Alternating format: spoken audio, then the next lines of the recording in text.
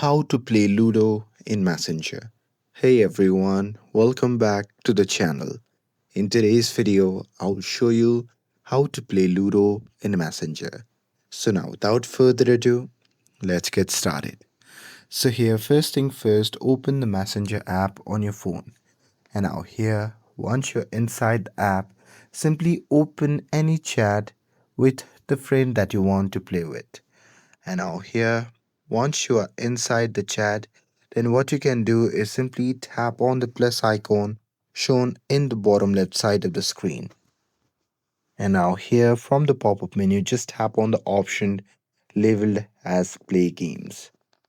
And here, once you are done in that, then a pop-up menu with a list of games will appear. Now here in this section, you can simply select the games from the list.